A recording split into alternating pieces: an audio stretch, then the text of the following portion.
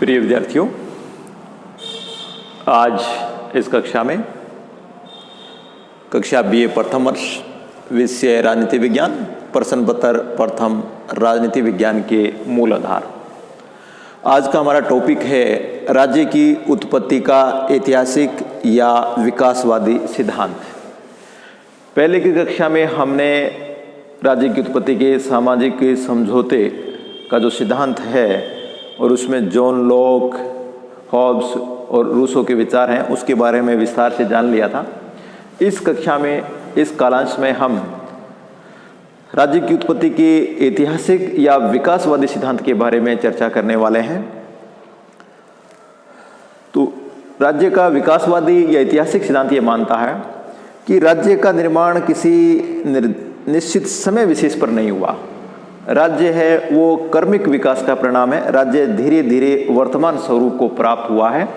पहले उसमें मनुष्य की सामाजिकता की या एक रहने की, मिलजुल कर रहने की भावना ने उसे एक रखा।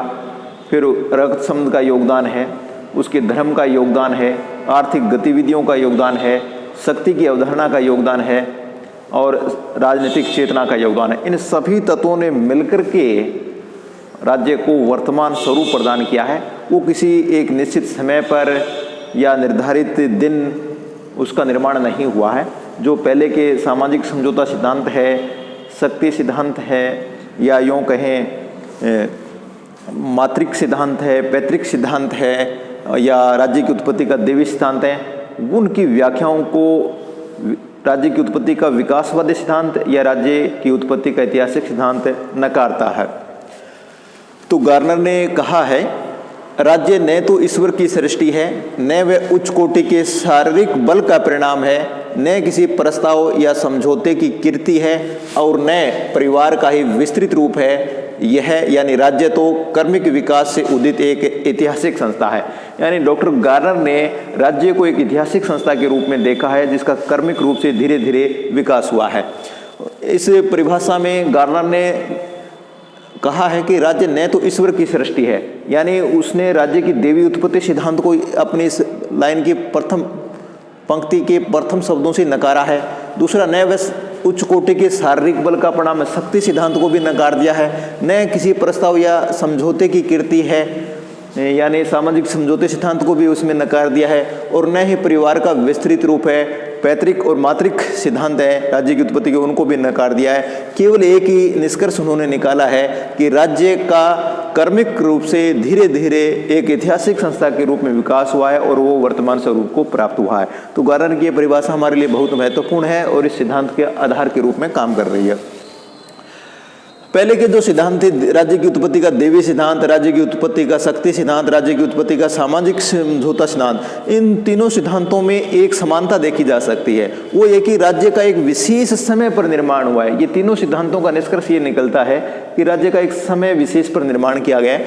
दूसरा, पैतृक या मातृक सिद्धांत है राज्य की उत्पत्ति से जुड़े हुए, और वे ये मानते हैं कि राज्य परिवार का विस्तार मात्र है, परिवार का ही बड़ा रूप है। लेकिन इन दोनों बातों को राज्य का विकासवादी सिद्धांत या राज्य की उत्पत्ति का ऐतिहासिक सिद्धांत दोनों ही बातों को नकार रहा है। वो ये कह रहा है कि राज्य का निर्माण एक समय विशेष पर नहीं हुआ और राज्य परिवार का विस्तृत रूप नहीं है। ये ऐतिहासिक विकास का परिणाम है जो धीरे धीरे कर्मिक रूप से हुआ है। राज्य विकास का परिणाम, वर्गीस कहते हैं कि राज्य मानव समाज का निरंतर विकास है जिसका प्रारंभ अत्यंत अधूरे और विकृत किंतु उन्नतिशील रूपों में अभिव्यक्त होकर मनुष्यों के एक समग्र एवं सार्वभौम संगठन की ओर विकास हुआ है।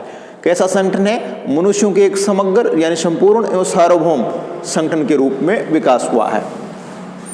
अब हम देखें तो राज्य के विकास में सहायक प्रमुख तत्व कौन कौन से हैं, यानी राज्य जो धीरे धीरे वर्तमान स्वरूप को प्राप्त हुआ है उसके विकास में किन तत्वों ने प्रमुख भूमिका निभाई है। उनमें पहला, मानव की मूल सामाजिक प्रवृत्ति, यानी मनुष्य में सामाजिकता की भावना है।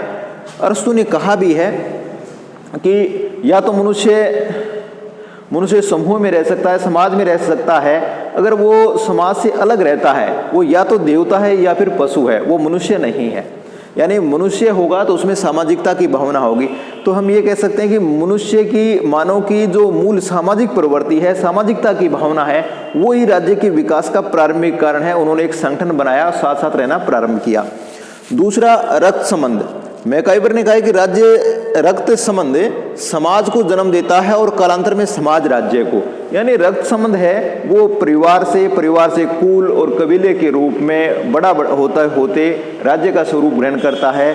यानी रक्त संबंध से एक परिवार का विस्तार होता गया और वो कुल कबीले में बदलते बदलते समाज में और फिर राज्य के रूप में संगठित हो गया है। रक्त संबंध का मतलब ये है। तीसरा, धर्म। गेटल ने कहा कि रक्त संबंध और धर्म एक ही वस्तु के दो रूप थे और समूह की एकता व उनके कर्तव्यों को धार्मिक मान्यता प्राप्त थे।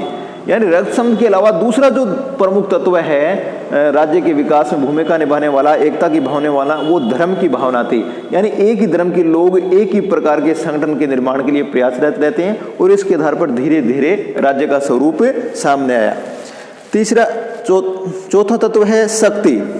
जेंक्स ने कहा है कि जन समाज का राजनीतिक समाज में परिवर्तन शांतिपूर्ण उपायों से नहीं हुआ, यह परिवर्तन युद्ध द्वारा हुआ है। यानी जिसके पास शक्ति थी उसने ही राज्य का निर्माण कर लिया। यानी हम राज्य के कर्मिक विकास में देखें तो मनुष्य की सामाजिक मूल प्रवृत्ति, रक्त संबंध, धर्म के साथ साथ शक्ति ने भी प्रमुख भूमिका निभाई है। शक्ति के अस्तित्व ने राज्य को आकार देने का कार्य किया है। पांचवां, आर्थिक गतिविधियां। कार्ल मार्क्स ने कहा है कि राज्य आर्थिक परिस्थिति की अभिव्यक्ति है। यानी आर्थिक परिस्थितियों में मनुष्यों को ये जरूरत महसूस हुई, उनको ये जरूरी लगा कि एक कोई न कोई शक्ति और ऐसा संगठन होना चाहिए जो इन आर्थिक गतिविधियों का व्यवस्थित तरीके से संचालन कर सके और उचित कार्रवाई कर सके। इसलिए राज्य का निर्माण हुआ। आर्थिक परिस्थितियों का ही, यानी मार्क्स ये मानता है कि आर्थिक परिस्थितियां आधार है और अधिरचना के रूप में राज्य और सरकार का निर्माण होता है। छठा, राजनीतिक चेतना। गिलक्राइस्ट ने कहा है कि राज्य निर्माण के सभी तत्वों की तह में, जिनमें रक्त संबंध व धर्म भी सम्मिलित हैं, राजनीतिक चेतना है जो सबसे मुख्य तत्व है। यानी गिलक्राइस्ट के अनुसार अन्य सभी तत्व महत्वपूर्ण हैं, लेकिन जो राजनीतिक चेतना है वो प्रमुख तत्व है जिसने राज्य के निर्माण में महत्वपूर्ण भूमिका निभाई है। राजनीतिक चेतना होने से मनुष्य निरंतर विकास करता गया और समय के सापेक्ष, जरूरत के सापेक्ष अपने आप को अपडेट किया और वर्तमान राज्य का जो रूप हमें दिखाई दे रहा है उस तक विकास किया और निरंतर परिवर्तनशील है। आगे और उसके विकसित रूप हमें देखने को मिलेंगे। तो राज्य का ऐतिहासिक या विकासवादी सिद्धांत ये मानता है कि राज्य किसी दैवीय कल्पना का परिणाम नहीं है, किसी समझौते का परिणाम नहीं है, परिवार का विस्तार मात्र नहीं है, किसी शक्ति सिद्धांत के कारण राज्य नहीं बना है, बल्कि राज्य का कर्मिक रूप से धीरे धीरे वर्तमान स्वरूप है, वो विकास का परिणाम है। और इस विकास में बहुत सारे तत्वों ने योगदान दिया है और उनमें प्रमुख तत्व हैं वो ये हैं कि मानव की मूल सामाजिक प्रवृत्ति या सामाजिकता की भावना, रक्त संबंध, धर्म, शक्ति, आर्थिक गतिविधियां, राजनीतिक चेतना, इन्होंने महत्वपूर्ण भूमिका निभाई है। तो आज की इस कक्षा में इतना ही। धन्यवाद।